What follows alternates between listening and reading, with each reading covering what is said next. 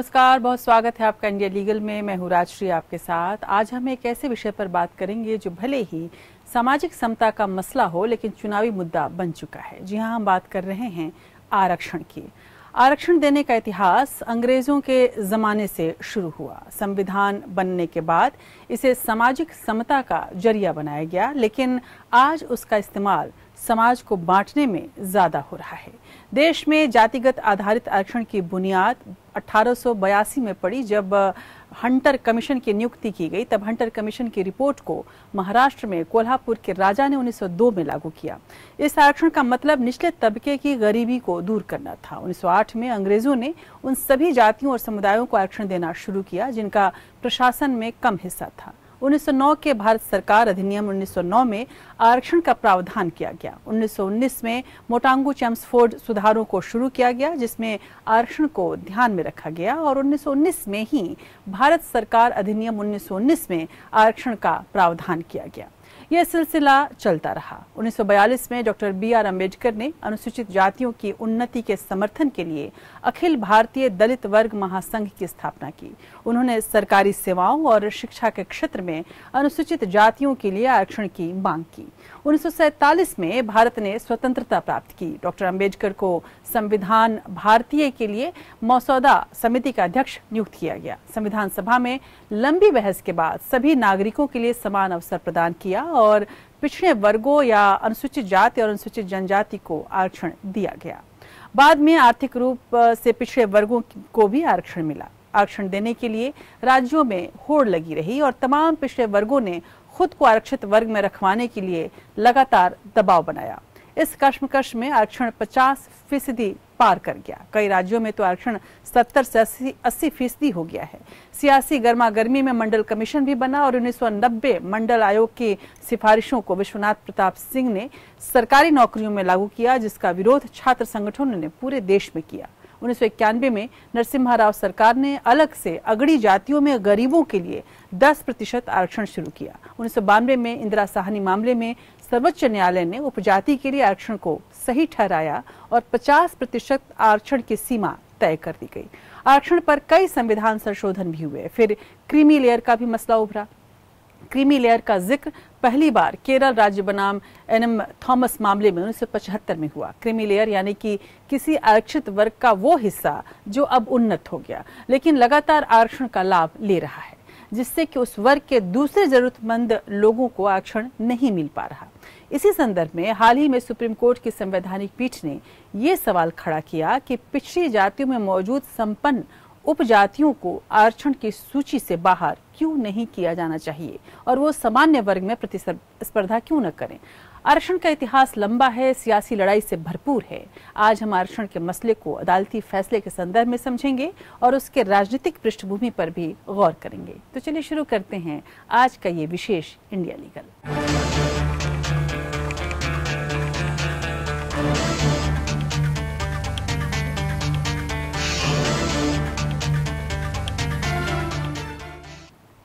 सबसे पहले हम गौर करेंगे आरक्षण पर सुप्रीम कोर्ट के ऐतिहासिक इंदिरा साहनी फैसले पर।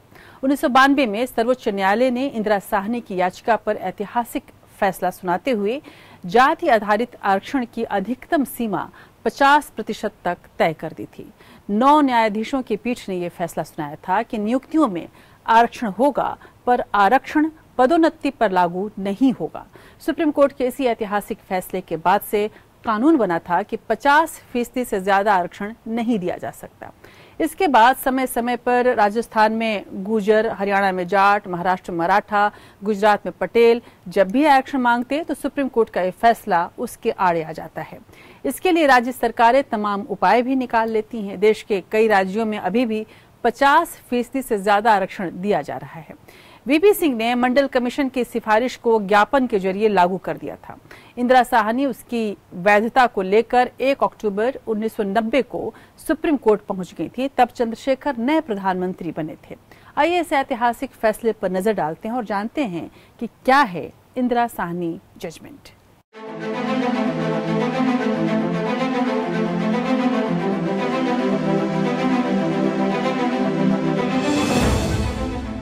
इंदिरा साहनी के केस की कहानी बेहद दिलचस्प है। आरक्षण के मुद्दे में एक मील का पत्थर सर्वोच्च न्यायालय द्वारा इंदिरा साहनी बनाम भारत संघ और अन्य में सुनाया गया निर्णय था। साल 1991 में पीवी नरसिम्हा राव के नेतृत्व वाली कांग्रेस सरकार ने आर्थिक आधार पर सामान्य श्रेणी के लिए 10% आरक्षण देने का आदेश जारी किया था, जिसे इंदिरा साहनी ने कोर्ट में चुनौती दी थी। इंदिरा साहनी केस में 9 जजों की बेंच ने कहा था कि आरक्षित स्थानों की संख्या कुल उपलब्ध स्थानों के 50% से अधिक नहीं होना चाहिए। दरअसल वर्ष 1979 में तत्कालीन प्रधानमंत्री मोरारजी देसाई ने संविधान के अनुच्छेद 340 के तहत दूसरे पिछड़ा वर्ग आयोग की नियुक्ति की। आयोग के अध्यक्ष बीपी मंडल थे और इसका कार्य भारत में सामाजिक और शैक्षिक रूप से पिछड़े वर्गों की स्थिति की जांच करना था। जब आयोग ने अंततः 1980 में अपनी रिपोर्ट प्रस्तुत की तो उनसे इन जातियों के लिए सरकारी नौकरियों में 27% आरक्षण की सिफारिश की गई। जनता पार्टी सरकार के पतन से मामला जटिल हो गया और रिपोर्ट की सिफारिशों को लागू नहीं किया जा सका। वहीं कई वर्षों तक इस संबंध में कोई खास प्रगति नहीं हुई, जब तक कि 1979 में जनता दल दोबारा सत्ता में नहीं आ गई और उसने रिपोर्ट की सिफारिशों को लागू करने का निर्णय लिया और 27% सीटें सामाजिक रूप से पिछड़े वर्गों के लिए आरक्षित कर दी गईं। इसके बाद देश के बड़े हिस्से में आरक्षण और आरक्षण विरोधी प्रदर्शन हुए, जिनमें से कुछ में दंगे भी हुए। जब सरकारी कार्यवाही को एक रिट याचिका के माध्यम से सुप्रीम कोर्ट में चुनौती दी गई तो तत्कालीन प्रधानमंत्री पीवी नरसिम्हा राव ने एक और आदेश दिया, जिसमें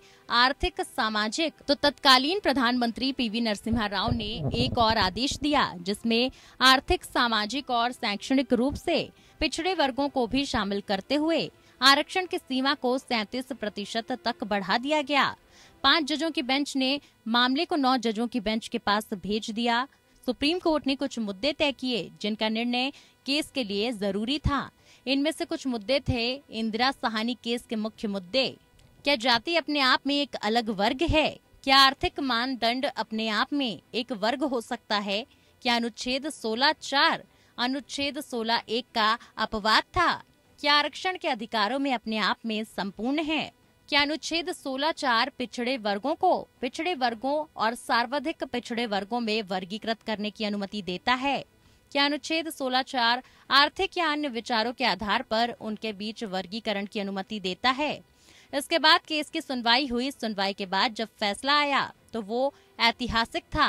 आरक्षण पर इंदिरा साहनी का फैसला, आरक्षण 50% से अधिक नहीं होगा। इसके अलावा पदोन्नति में भी आरक्षण की अनुमति नहीं होगी। केवल असाधारण परिस्थितियों में ही 50% नियम का उल्लंघन किया जा सकता है। आरक्षण पर आगे ले जाने का नियम अपने आप में असंवैधानिक नहीं है। जब बचे आरक्षण नियम को अधूरी आरक्षित रिक्तियों के लिए लागू किया जाए तो 50% सीमा का उल्लंघन नहीं हो। अनुच्छेद 16(4) के तहत पिछड़े वर्गों की पहचान आर्थिक मानदंडों के आधार पर नहीं की जा सकती। पिछड़े वर्गों की पहचान जाति व्यवस्था के आधार पर भी विचार करने की जरूरत है। ओबीसी के उपवर्गीकरण में कोई कानूनी या संवैधानिक बाधा नहीं है। इसीलिए अगर सामाजिक पिछड़ेपन के आधार पर वर्गीकरण किया जाता है तो पिछड़े वर्गों के प्रत्येक वर्ग के लिए आरक्षण का अलग अलग कोटा रखना होगा। जाति के प्रमुख पहचान कारक के आधार पर आरक्षण स्वीकार्य है, लेकिन इसे केवल प्रारंभिक नियुक्तियों तक ही सीमित रखा जाना चाहिए, बाद की पदोन्नति तक नहीं। अनुच्छेद 16(4) में उल्लेखित वर्ग एक सामाजिक वर्ग है। क्रीमी लेयर की अवधारणा रखी गई। पिछड़े वर्गों की पहचान करते समय ऐसी क्रीमी लेयर को बाहर रखा जाए।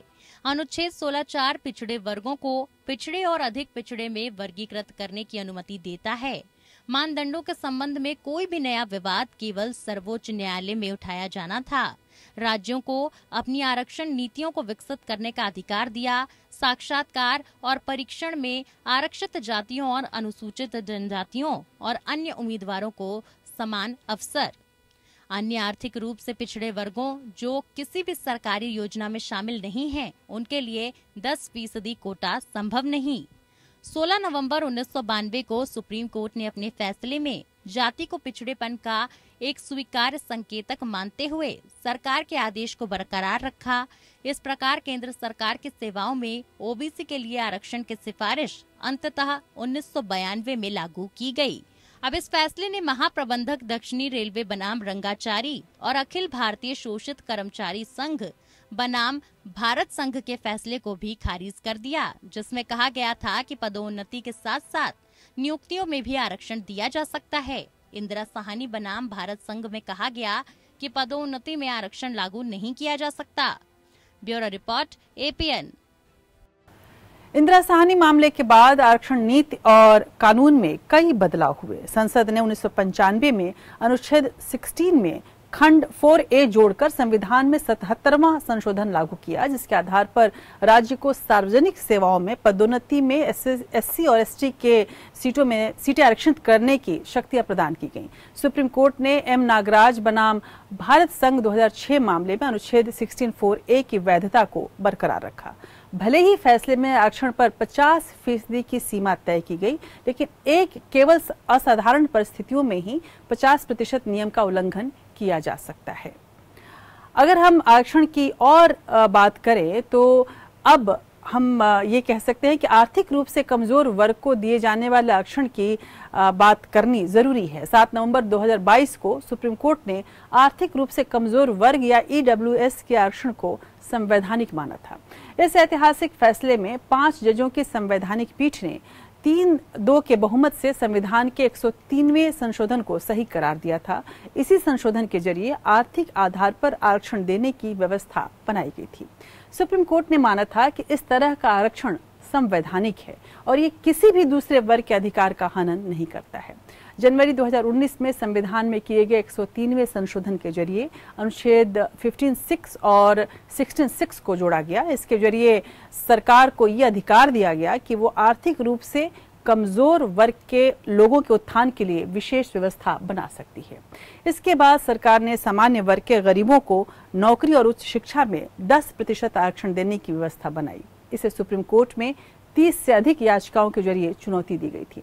अपने फैसले में सुप्रीम कोर्ट के 3 जजों में, जिसमें जस्टिस दिनेश माहेश्वरी, बेलाम त्रिवेदी और जमशेद पारदीवाला ने EWS आरक्षण को सही करार दिया था। इन जजों ने माना था कि संविधान ने सरकार का ये कर्तव्य तय किया है कि वो हर तरह के कमजोर तबके को उचित प्रतिनिधित्व देकर उसे मुख्य धारा में लाने की कोशिश करे।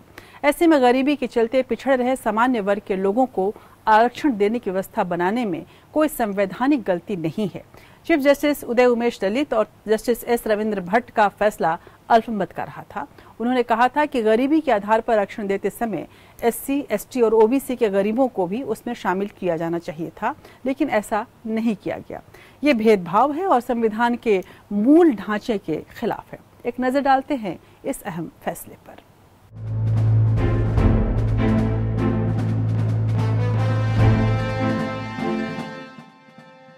सुप्रीम कोर्ट ने आरक्षण पर अहम फैसला सुनाया है। सुप्रीम कोर्ट ने सामान्य वर्ग के आर्थिक रूप से कमजोर लोगों को 10% आरक्षण के प्रावधान को बरकरार रखा है। 5 जजों की बेंच में से 3 जजों ने संविधान के 103वें संशोधन अधिनियम 2019 को सही माना है। सुप्रीम कोर्ट में इसे मोदी सरकार की बड़ी जीत मानी जा रही है। पीठ ने 4 अलग अलग निर्णय दिए हैं। 5 जजों की बेंच में 3 जजों जस्टिस दिनेश माहेश्वरी, जस्टिस बेला त्रिवेदी और जस्टिस JB पारदीवाला ने EWS आरक्षण के समर्थन में फैसला सुनाया, जबकि चीफ जस्टिस UU ललित और जस्टिस रविंद्र भट्ट ने EWS आरक्षण पर अपनी असहमति जताई है। जस्टिस दिनेश माहेश्वरी, जस्टिस बेला त्रिवेदी और जस्टिस JB पारदीवाला ने EWS आरक्षण के फैसले को सही ठहराया। जस्टिस दिनेश माहेश्वरी ने अपनी राय सुनाते हुए कहा कि सवाल बड़ा ये था कि क्या EWS आरक्षण संविधान की मूल भावना के खिलाफ है? क्या इससे SC, ST, OBC को बाहर रखना मूल भावना के खिलाफ है? उन्होंने कहा कि EWS कोटा संविधान का उल्लंघन नहीं करता। EWS आरक्षण सही है। ये भारत के संविधान के बुनियादी ढांचे का उल्लंघन नहीं करता। जस्टिस बेला त्रिवेदी ने कहा, मैंने जस्टिस दिनेश माहेश्वरी की राय पर सहमति जताई है। जस्टिस पारदीवाला ने कहा कि आरक्षण कोई अंतिम सीमा रेखा नहीं है, ये तो शुरुआत है सबको समान बनाने की। न्यायमूर्ति बेला एम त्रिवेदी ने भी एक अलग फैसले के माध्यम से न्यायमूर्ति माहेश्वरी के साथ सहमति व्यक्त की। उन्होंने फैसला सुनाया कि अनुसूचित जाति, अनुसूचित जनजाति के अलावा अन्य लोगों के लिए विशेष प्रावधान करने के लिए राज्य को सक्षम करने वाले संशोधन को संसद द्वारा सकारात्मक कार्रवाई के रूप में माना जाना चाहिए। उन्होंने आरक्षण की अवधारणा पर फिर से विचार करने का भी सुझाव दिया। न्यायमूर्ति जेबी पारदीवाला ने ईडब्ल्यूएस को बरकरार रखते हुए अपने फैसले में अनिश्चित काल के लिए आरक्षण को समाप्त करने की वकालत की। न्यायमूर्ति रविंद्र भट्ट ने अपनी असहमति वाले फैसले में कहा कि संशोधन हमें ये विश्वास करने के लिए भ्रमित कर रहा है कि सामाजिक और पिछड़े वर्ग का लाभ पाने वालों को किसी तरह बेहतर स्थिति में रखा गया है। उन्होंने कहा कि आर्थिक आधार पर आरक्षण की अनुमति है, लेकिन अनुसूचित जाति, अनुसूचित जनजाति और अन्य पिछड़ा वर्ग को ईडब्ल्यूएस से बाहर करने की अनुमति नहीं दी जा सकती है और ये उनके साथ भेदभाव के समान है। केंद्र सरकार ने संविधान में संशोधन कर सामान्य वर्ग के आर्थिक रूप से कमजोर लोगों के लिए 10% आरक्षण का प्रावधान किया था। आरक्षण का प्रावधान करने वाले 103वें संविधान संशोधन को सुप्रीम कोर्ट में चुनौती दी गई थी। Bureau report.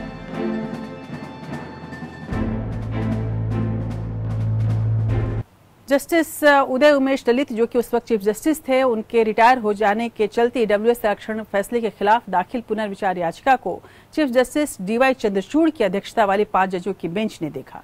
बेंच के बाकी 4 सदस्य वही थे जो मूल फैसले वाले बेंच का हिस्सा थे। जजों ने माना कि पिछले साल दिए गए फैसले में कोई कानूनी गलती नहीं है, ऐसे में मामले पर दोबारा सुनवाई करने की कोई जरूरत नहीं है और इस तरह से ईडब्ल्यूएस को आरक्षण मिलने का रास्ता खुला। उधर मार्च 2022 में सुप्रीम कोर्ट ने तमिलनाडु के वन्नियार समुदाय को दिया गया 10.5% आरक्षण को रद्द कर दिया। शीर्ष कोर्ट ने वन्नियार आरक्षण अधिनियम 2021 को असंवैधानिक ठहराया था। वन्नियार तमिलनाडु की सबसे पिछड़ी जाति है और उसे राज्य सरकार ने इस समुदाय को सरकारी नौकरियों और शिक्षण संस्थाओं में 10.5% आरक्षण देने की घोषणा की थी। सुप्रीम कोर्ट के जस्टिस एल नागेश्वर राव और जस्टिस BR गवई की पीठ ने मद्रास हाईकोर्ट का आदेश कायम रखते हुए वन्नियार आरक्षण रद्द करने का आदेश दिया। मद्रास हाईकोर्ट ने इस आरक्षण को रद्द किया था।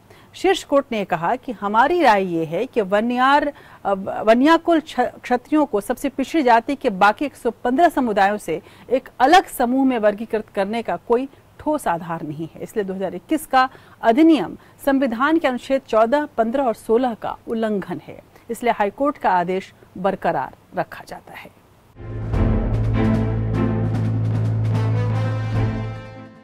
सुप्रीम कोर्ट ने वनियार समुदाय पर अहम फैसला दिया है। अदालत ने तमिलनाडु के वनियार समुदाय को दिया गया 10.5% आरक्षण रद्द कर दिया है। शीर्ष कोर्ट ने वनियार आरक्षण अधिनियम 2021 को असंवैधानिक ठहराया है। वनियार तमिलनाडु की सबसे पिछड़ी जाति है। उसे राज्य सरकार ने इस समुदाय को सरकारी नौकरियों और शिक्षण संस्थानों में 10.5% आरक्षण दिया है। सुप्रीम कोर्ट के जस्टिस एल नागेश्वर राव और जस्टिस BR गवई की पीठ ने मद्रास हाई कोर्ट का आदेश कायम रखते हुए वनियार आरक्षण रद्द करने का आदेश दिया। मद्रास हाई कोर्ट ने इस आरक्षण को रद्द कर दिया था। शीर्ष कोर्ट ने कहा कि हमारी राय है कि वनियाकुल क्षत्रियों को MBC के बाकी 115 समुदायों से अलग एक समूह में वर्गीकृत करने का कोई ठोस आधार नहीं है, इसलिए 2021 का अधिनियम संविधान के अनुच्छेद 14, 15 और 16 का उल्लंघन है, इसलिए हाईकोर्ट का आदेश बरकरार रखा जाता है। कोर्ट ने आगे कहा, राष्ट्रपति की सहमति के मुद्दे पर आंतरिक आरक्षण लागू करने के लिए राज्य को प्रतिबंधित नहीं किया जा सकता। जाति आंतरिक आरक्षण का आधार हो सकती है, लेकिन ये एकमात्र आधार नहीं हो सकती। जिन कानूनों को चुनौती दी गई थी वे थे The Tamil Nadu Special Reservation of Seats in Educational Institutes including private educational institutes and appointments or posts in the services under the state within the reservation for the most backward classes and Denotified Communities Act 2021। विशेष कानून कथित तौर पर वनियार, जो कि MBC की एक जाति की है, उसकी मांग को पूरा करने के लिए लाया गया था, जिसमें वो दावा करते थे कि वो संख्यात्मक रूप से प्रमुख समुदाय हैं, लेकिन MBC DNC श्रेणी में अन्य समुदायों के साथ प्रतिस्पर्धा करने में असमर्थ हैं। तमिलनाडु विधानसभा में पिछले साल फरवरी में तत्कालीन सत्तारूढ़ अन्ना द्रमुक सरकार द्वारा पेश विधेयक पारित किया गया था। इसमें वनियारों के लिए 10.5% आंतरिक आरक्षण प्रदान किया गया था। Bureau report. तमिलनाडु विधानसभा ने फरवरी 2021 में तत्कालीन सत्तारूढ़ अन्ना द्रमुक सरकार द्वारा पेश विधेयक को पारित किया गया था, जिसमें वनियारों के लिए 10.5% आंतरिक आरक्षण प्रदान किया गया था। इसके बाद द्रमुक सरकार ने जुलाई 2021 में इसके अमल के आदेश जारी किए थे। राज्य सरकार ने सबसे पिछड़ी जाति और गैर अधिसूचित समुदायों के लिए कुल 20% आरक्षण को 3 अलग अलग समुदायों की श्रेणियों में विभाजित कर दिया था। इसके तहत वनियारों के लिए 10% से अधिक उप कोटा तय किया गया था, जो 10.5% हो रहा था। पहले वनियारों को वनिया कुल क्षत्रियों के नाम से जाना जाता था, लेकिन अब वो पिछड़ी जातियों में आते हैं। मराठा आरक्षण की बात करें तो महाराष्ट्र का मराठा आरक्षण भी पेचीदा मसला रहा है, जिस पर सियासत खूब गर्म हुई है। 5 मई 2021 को 5 जजों के संवैधानिक पीठ ने मराठा आरक्षण पर अपना फैसला सुनाया। सुप्रीम कोर्ट ने महाराष्ट्र सरकार के मराठा आरक्षण के फैसले को गैर संवैधानिक करार दिया। उन्होंने आरक्षण की 50% सीमा से अधिक होने पर आरक्षण को रद्द कर दिया। कोर्ट ने साथ में ये भी स्पष्ट किया कि ऐतिहासिक इंदिरा साहनी जजमेंट पर पुनर्विचार की जरूरत नहीं है। सुप्रीम कोर्ट ने कहा कि मराठा समुदाय को कोटा के लिए सामाजिक शैक्षणिक रूप से पिछड़ा घोषित नहीं किया जा सकता। ये 2018 महाराष्ट्र राज्य कानून समानता के अधिकार का उल्लंघन करेगा। कोर्ट ने कहा कि हम 1992 के फैसले को फिर से समीक्षा के लिए तैयार नहीं है, जिसमें आरक्षण का कोटा 50% पर रोक दिया गया था, और 3 न्यायाधीशों ने भी माना कि 102वें संशोधन में विशेष प्रावधानों के प्रयोजनों के लिए समुदायों को सामाजिक और शैक्षिक रूप से पिछड़े के रूप में पहचानने की राज्यों की शक्तियों को छीन लिया गया है। सुप्रीम कोर्ट के संविधान पीठ में न्यायमूर्ति अशोक भूषण के अलावा न्यायमूर्ति एल नागेश्वर राव, न्यायमूर्ति एस अब्दुल नजीर, न्यायमूर्ति हेमंत गुप्ता और न्यायमूर्ति एस रविंद्र भट्ट शामिल रहे।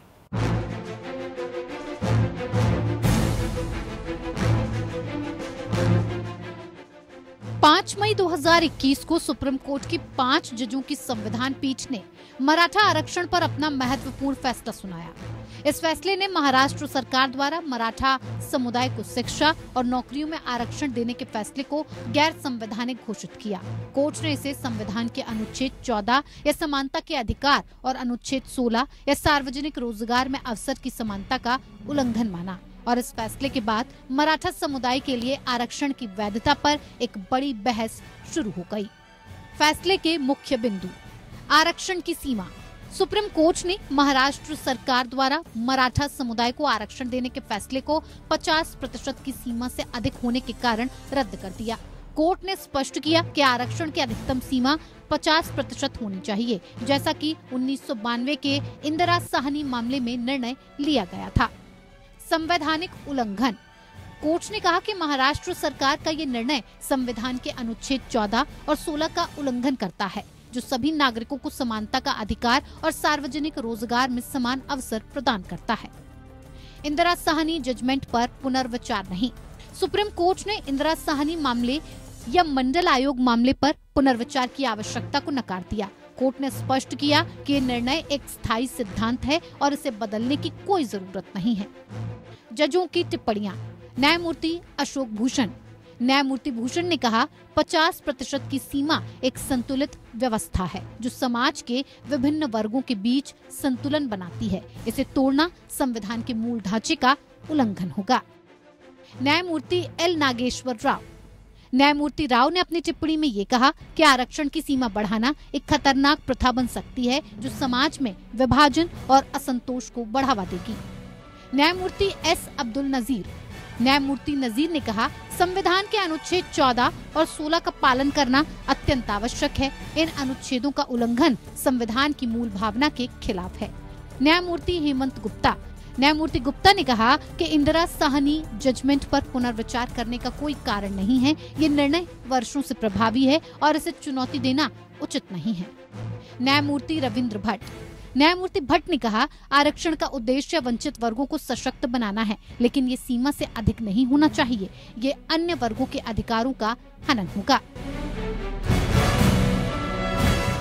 मराठा आरक्षण का मुद्दा महाराष्ट्र में लंबे समय से विवादास्पद रहा है। 2018 में महाराष्ट्र सरकार ने मराठा समुदाय को सामाजिक और शैक्षणिक रूप से पिछड़ा घोषित करते हुए शिक्षा और नौकरियों में 16% आरक्षण प्रदान किया था। ये आरक्षण राज्य पिछड़ा वर्ग आयोग की सिफारिशों के आधार पर प्रदान किया गया था, जिसने मराठा समुदाय को पिछड़ा वर्ग के रूप में मान्यता दी थी। सुप्रीम कोर्ट ने अपने फैसले में महाराष्ट्र सरकार द्वारा पेश किए गए आंकड़ों और तथ्यों की जांच की। कोर्ट ने पाया कि मराठा समुदाय सामाजिक और शैक्षणिक रूप से पिछड़े वर्ग की श्रेणी में नहीं आता है। कोर्ट ने कहा कि सरकार का ये निर्णय सिर्फ राजनीतिक लाभ के लिए लिया गया था और इसका कोई ठोस आधार नहीं था। सुप्रीम कोर्ट के इस निर्णय का व्यापक प्रभाव पड़ा है। मराठा समुदाय के लोगों ने इस फैसले के खिलाफ विरोध प्रदर्शन किए और सरकार से आरक्षण को बहाल करने की मांग की। वहीं अन्य पिछड़े वर्गों ओबीसी ने इस फैसले का स्वागत किया और कहा कि ये उनके अधिकारों की रक्षा करता है। सुप्रीम कोर्ट का मराठा आरक्षण पर फैसला भारतीय संविधान के अनुच्छेद 14 और 16 की रक्षा करता है और आरक्षण की 50% सीमा को बनाए रखने की आवश्यकता पर जोर देता है। ये फैसला न केवल मराठा समुदाय के लिए बल्कि पूरे देश के आरक्षण नीति के लिए एक महत्वपूर्ण मार्गदर्शक सिद्धांत है। इस निर्णय ने ये स्पष्ट किया कि संविधान के मूल सिद्धांतों का पालन करना अत्यंत आवश्यक है और सरकार को अपने निर्णयों में संतुलन बनाए रखना चाहिए। इस फैसले ने आरक्षण की नीति पर एक नई बहस छेड़ दी है और भविष्य में आरक्षण के मुद्दों पर महत्वपूर्ण प्रभाव डाल सकता है। अदालत का ये निर्णय भारतीय न्याय प्रणाली की स्वतंत्रता और संविधान की सर्वोच्चता को दोबारा स्थापित करता है। Bureau report, AP.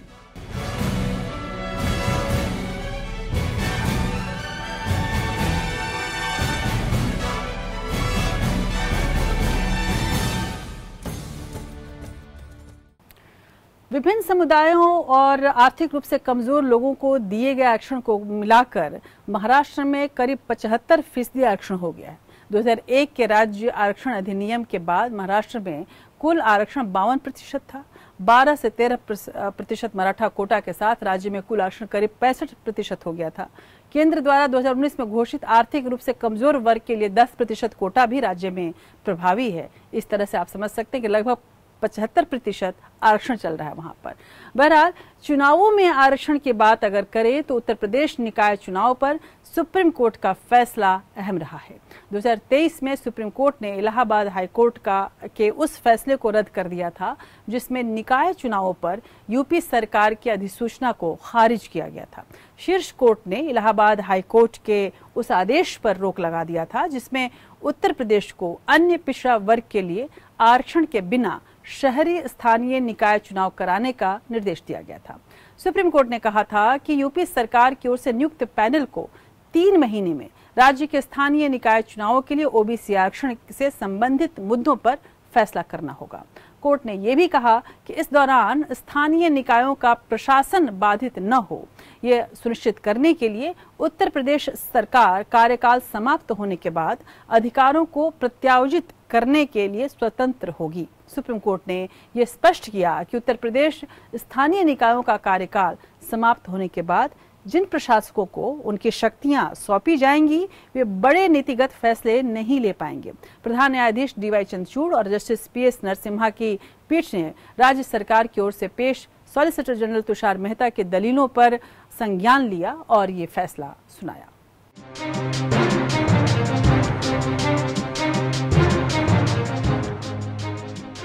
यूपी निकाय चुनाव पर सुप्रीम कोर्ट ने हाई कोर्ट के उस आदेश पर रोक लगाई जिसमें यूपी सरकार से 31 जनवरी तक चुनाव कराने को कहा था। इस पर सुप्रीम कोर्ट ने कहा कि हाई कोर्ट सभी तथ्यों को संज्ञान में नहीं रखा। हालांकि इस मामले पर यूपी सरकार पर टिप्पणी करते हुए कोर्ट ने कहा कि यूपी सरकार ने आरक्षण का ध्यान नहीं रखा।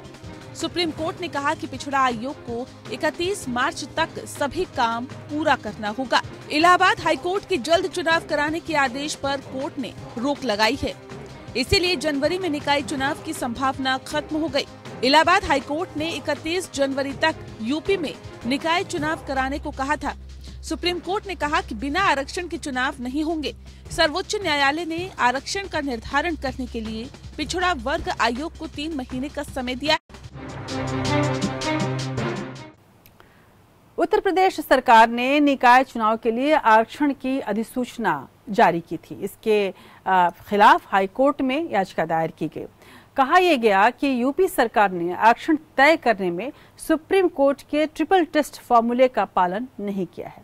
इस पर हाईकोर्ट ने आरक्षण की अधिसूचना रद्द करते हुए यूपी सरकार को तत्काल प्रभाव से बिना ओबीसी आरक्षण लागू किए नगर निकाय चुनाव कराने का फैसला दे दिया था। दरअसल विकास किशन राव गवली के मामले में सुनवाई करते हुए सुप्रीम कोर्ट ने निकाय चुनावों के लिए ओबीसी आरक्षण तय करने के लिए एक फॉर्मूला दिया था।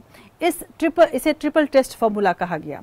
सुप्रीम कोर्ट ने कहा था कि निकाय चुनाव में राज्य सरकार ट्रिपल टेस्ट फॉर्मूले का पालन करने के बाद ही ओबीसी आरक्षण तय कर सकती है।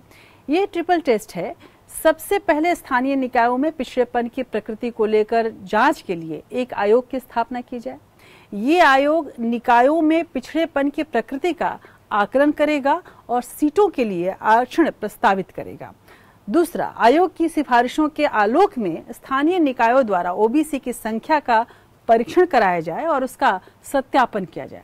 तीसरा टेस्ट था कि इसके बाद ओबीसी आरक्षण तय करने से पहले ये ध्यान रखा जाए कि एससी, एसटी और अन्य पिछड़ा वर्ग के लिए कुल आरक्षित सीटें 50% से ज्यादा न हो।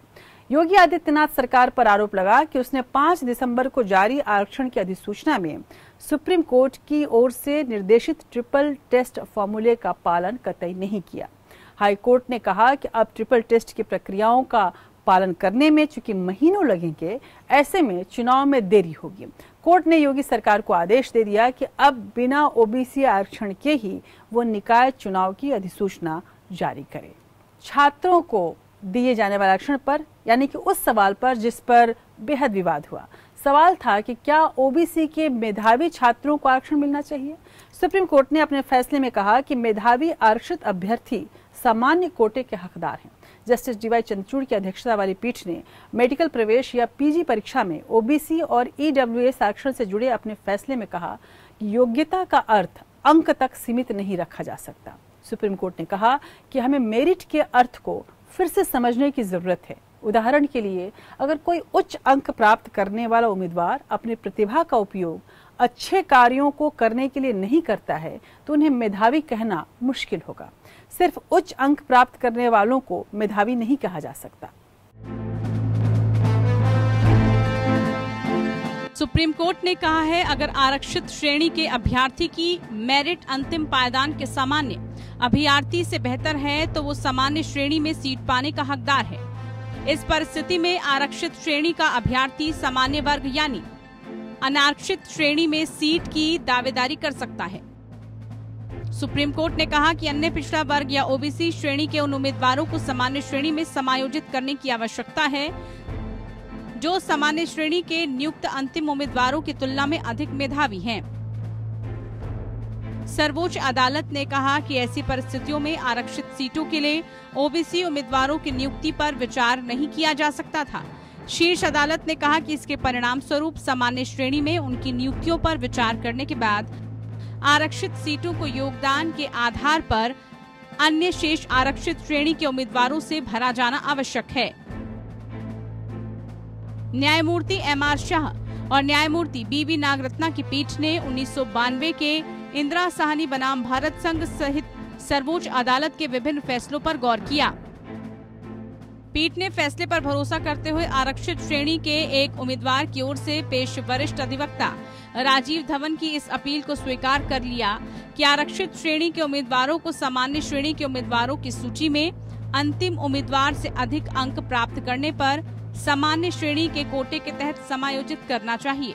उनका कहना था कि ऐसे उम्मीदवार को सामान्य श्रेणी के तहत विचार करने की आवश्यकता है।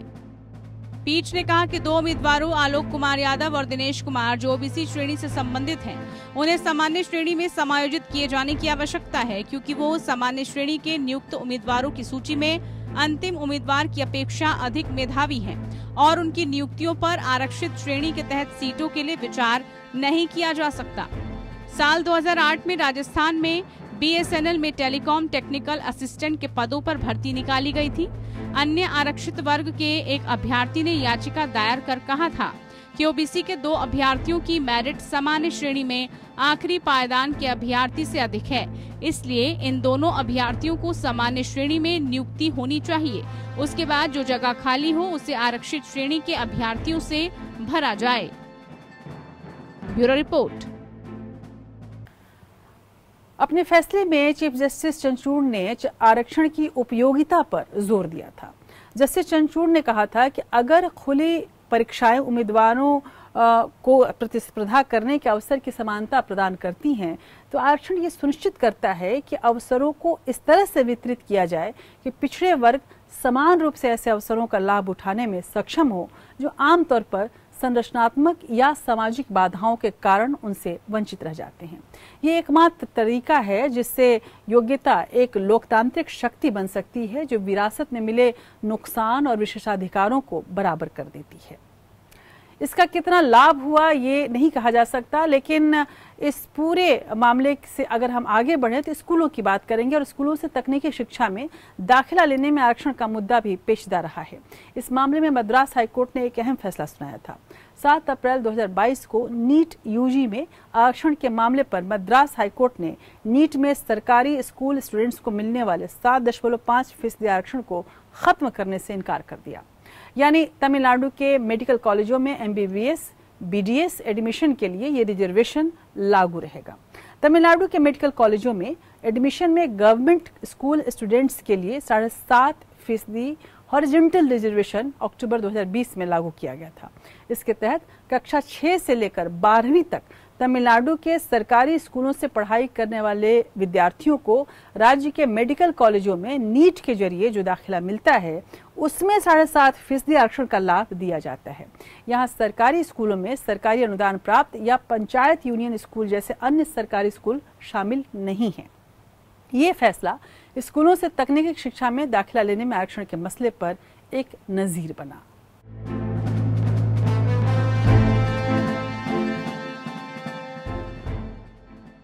मद्रास हाईकोर्ट ने तमिलनाडु सरकार को राहत दी है। मद्रास हाईकोर्ट ने राज्य के उस कानून की वैधता को बरकरार रखा जिसमें सरकारी स्कूल के छात्र के लिए मेडिकल कॉलेजों में सीटों के 7.5% आरक्षण का प्रावधान है। चीफ जस्टिस मुनीश्वर नाथ भंडारी और चीफ जस्टिस डी भरत चक्रवर्ती की पीठ ने सरकारी स्कूल अधिनियम 2020 के तहत सरकारी छात्रों के लिए तरजीही आधार पर चिकित्सा, दंत चिकित्सा, भारतीय चिकित्सा और होम्योपैथी में स्नातक पाठ्यक्रमों में प्रवेश की संवैधानिकता को चुनौती देने वाली याचिकाओं के एक बेंच में निर्णय पारित किया था। लागू कानून राज्य के सरकारी स्कूलों से पास होने वाले छात्रों के लिए मेडिकल कॉलेजों में 7.5% सीटों का शैक्षिक आरक्षण प्रदान करता है। सरकार ने तर्क दिया, इस तरह के आरक्षण का विस्तार करने का इरादा सरकारी स्कूल के छात्रों का उत्थान करना है जो आर्थिक, सामाजिक और शैक्षणिक पिछड़ेपन से पीड़ित हैं। इससे पहले याचिकाकर्ता के वकील वरिष्ठ वकील श्रीराम पंचू ने तर्क दिया कि अनुच्छेद 15(1) इस तरह की स्थिति पर लागू नहीं हो सकता क्योंकि अनुच्छेद 15(1) बहुत ही असाधारण श्रेणियों के लिए है। राज्य की ओर से पेश वरिष्ठ अधिवक्ता कपिल सिब्बल ने कहा कि विभिन्न वर्गों के छात्रों के संज्ञानात्मक विकास के बीच एक महत्वपूर्ण अंतर है। उन्होंने जोर दिया कि समूह के भीतर असमानताओं को भी संबोधित किया जाना चाहिए। उच्च शिक्षा विभाग की ओर से वरिष्ठ अधिवक्ता पी विल्सन ने अपनी लिखित दलील में तर्क दिया कि सरकारी स्कूलों के छात्रों के लिए 7.5% सीटों के आवंटन को आरक्षण भी नहीं किया जा सकता है। ये भी प्रस्तुत किया गया कि 7.5% आवंटन एक संस्थागत वरीयता के बराबर है जिसके लिए सरकार को विवेक दिया गया है। अदालत ने फैसला सुनाते हुए राज्य को 5 साल की अवधि के भीतर सरकारी स्कूलों की गुणवत्ता में सुधार के लिए उचित कदम उठाने का भी निर्देश दिया। अदालत ने पहले टिप्पणी की थी कि आजकल के छात्र स्कूलों की तुलना में कोचिंग संस्थानों में जाना पसंद करते हैं और स्कूलों के स्तर में सुधार की जरूरत है ताकि किसी अन्य कोचिंग की आवश्यकता न हो। Bureau report, APN। तमिलनाडु के मेडिकल कॉलेजों में यूजी एडमिशन में सरकारी स्कूल स्टूडेंट्स को 7.5% आरक्षण की घोषणा AIADMK की सरकार ने की थी। एक एक्सपर्ट कमेटी द्वारा इस कोटे की सिफारिश की गई थी और इसका उद्देश्य था मेडिकल एडमिशन में ग्रामीण और शहरी और गरीब और अमीर के बीच के गैप को भरना। सामाजिक न्याय की इस पहल को अदालत की मुहर मिली और ये एक तरह से स्वागत योग्य फैसला बना। इसी तरीके का मुस्लिम रिजर्वेशन एक ऐसा मसला है जो कि हमेशा सियासी बनता रहा। कर्नाटक में कांग्रेस ने जहां मुसलमानों को ओबीसी में जगह देने का वादा किया, वहीं बिहार के पूर्व मुख्यमंत्री लालू यादव ने मुसलमानों को आरक्षण देने की वकालत की। ऐसे में जानते हैं कि मुस्लिम आरक्षण को लेकर देश में आखिर क्या व्यवस्था है और किन किन राज्यों में मुस्लिमों को आरक्षण दिया जाता है और किस आधार पर दिया जाता है।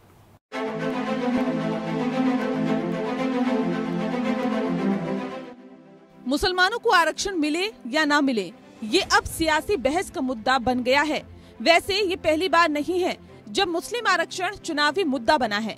2023 में जब कर्नाटक और तेलंगाना में विधानसभा चुनाव हुए थे, तब भी ये मुद्दा बना था। ऐसे में आइए जानते हैं कि मुस्लिम आरक्षण की संविधान में क्या व्यवस्था है, कौन कौन से राज्यों में मुस्लिम को आरक्षण मिलता है और जो धर्म बदलकर मुस्लिम बने हैं, क्या उन्हें भी कुछ आरक्षण मिलता है। केंद्र और राज्य स्तर पर मुस्लिमों की कई जातियों को ओबीसी आरक्षण दिया जाता है। एक रिपोर्ट के मुताबिक अभी मुस्लिमों की 36 जातियों को केंद्रीय स्तर पर ओबीसी आरक्षण दिया जाता है। इसके लिए संविधान के अनुच्छेद 16(4) में व्यवस्था की गई है।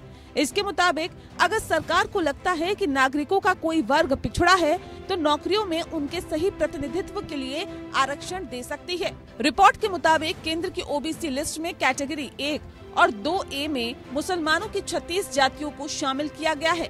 हालांकि जिन परिवारों की सालाना कमाई 8 लाख रुपए से ज्यादा है, उन्हें क्रीमी लेयर माना जाता है और उन्हें आरक्षण नहीं मिलता, भले ही फिर वो जाति पिछड़ा वर्ग में ही क्यों न आती हो। 2006 में जस्टिस राजेंद्र सचदेव समिति ने पाया कि समग्र रूप से मुस्लिम समुदाय लगभग SC और ST जितना ही पिछड़ा है और गैर मुस्लिम ओबीसी की तुलना में अधिक पिछड़ा है। कमेटी ने कहा था कि हिंदू, पिछड़ों और दलितों को आरक्षण का लाभ मिल रहा है, लेकिन मुस्लिमों को नहीं। 2007 में न्यायमूर्ति रंगनाथ मिश्र समिति ने अल्पसंख्यकों के लिए 15% आरक्षण का सुझाव दिया, जिसमें मुसलमानों के लिए 10% आरक्षण शामिल था। जस्टिस रंगनाथ मिश्रा की कमेटी ने भी मुस्लिम आरक्षण की वकालत की थी। कमेटी ने अल्पसंख्यकों को 15% आरक्षण देने का सुझाव दिया था। इसमें से मुसलमानों के लिए 10% और बाकी अल्पसंख्यकों के लिए 5% आरक्षण की सिफारिश की गई थी। 2009 में रिटायर्ड इन 2 रिपोर्टों के आधार पर यूपीए सरकार ने 2012 में एक कार्यकारी आदेश जारी किया, जिसमें 27% मौजूदा ओबीसी कोटा के भीतर अल्पसंख्यकों को 4.5% आरक्षण प्रदान किया गया। किन राज्यों में है मुस्लिमों को आरक्षण? देश के कई राज्य ऐसे हैं जहां मुस्लिमों को ओबीसी के तहत आरक्षण दिया जाता है।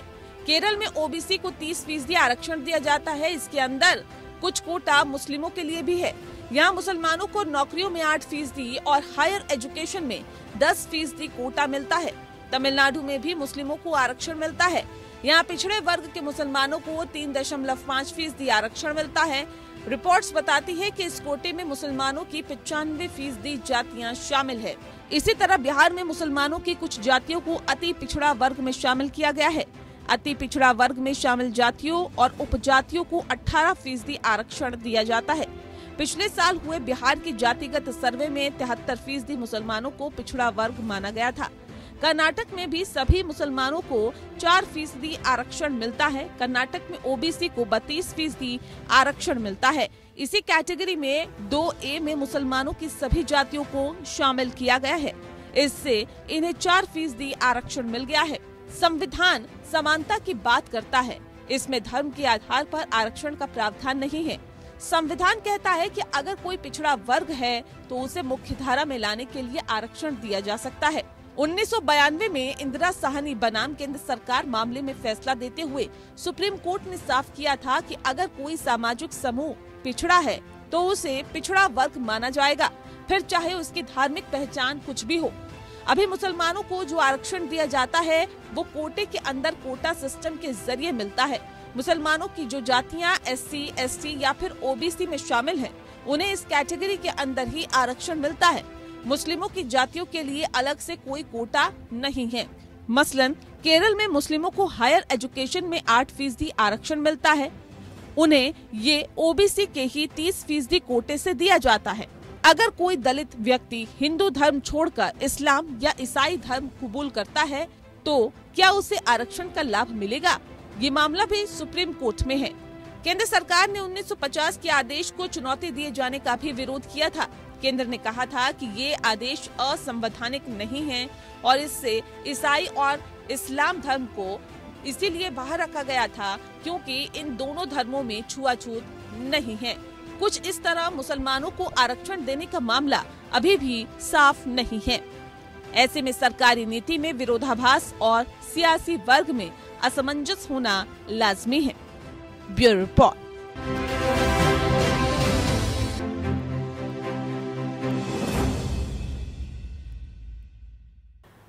संविधान के अनुच्छेद 341 और 1950 के राष्ट्रपति आदेश में कहा गया कि केवल हिंदू ही एससी में शामिल होने के हकदार हैं। हालांकि 1956 में सिखों को और 1990 में बौद्धों को एससी में शामिल किया गया था। मुस्लिम और ईसाई अभी भी इससे बाहर हैं। 2023 अप्रैल में केंद्र सरकार ने दलित मुस्लिमों और दलित ईसाइयों को एससी का दर्जा देने की मांग वाली याचिकाओं पर फैसला लेने से पहले पूर्व चीफ जस्टिस के.जी. बालाकृष्णन की अगुवाई वाली कमेटी की रिपोर्ट आने तक का इंतजार करने का अनुरोध किया है। फिलहाल ये मामला सुप्रीम कोर्ट में है और सुप्रीम कोर्ट के फैसले पर ही ये निर्भर करेगा कि धर्म बदलकर मुस्लिम या ईसाई बन चुके दलितों को अनुसूचित जाति का दर्जा मिलेगा या नहीं। इसके अलावा मुस्लिमों में भी काफ़ी पसमानदा मुस्लिम हैं और जो कि माना जाता है, हालांकि ये माना जाता है कि मुस्लिमों में कोई जाति नहीं होती है, लेकिन अब चूंकि वहाँ पर भी गरीबी है, ऐसे में वहाँ पर भी आरक्षण के मांगे उठ रही हैं और जिसका लाभ सियासी दल उठाते हैं। कुल मिलाकर आरक्षण का ये ताना बाना है। जिस सामाजिक न्याय को अंजाम देने के लिए आरक्षण को लाया गया, आज भी वो गंतव्य तलाश रहा है। संविधान में SC/ST को 10 साल तक के लिए आरक्षण की व्यवस्था की गई थी। तब से हर 10 साल बाद संविधान संशोधन के बाद इस आरक्षण की सीमा को हम बढ़ाते आए हैं। ऐसे में विकास की नीतियों पर सवाल उठना लाजमी है। वैसे एक बात ध्यान में रखने की है कि आरक्षण का आधार सिर्फ आर्थिक उन्नति नहीं है। वर्षों से समाज के हाशिए में रहने वाले वर्ग को समाज के मुख्य धारा में लाना मुख्य मकसद था। इसके लिए सिर्फ आरक्षण की ही जरूरत नहीं है, उपेक्षित वर्गों के प्रति समाज के दृष्टिकोण और नजरिए को भी बदलने की जरूरत है। ये कानूनी प्रक्रिया नहीं है, ये एक सामाजिक प्रक्रिया है जिसमें वक्त लगता है। वैसे आरक्षण सियासतदानों के लिए एक उपजाऊ जमीन है जहां वे वोटों की फसल खूब काटते हैं।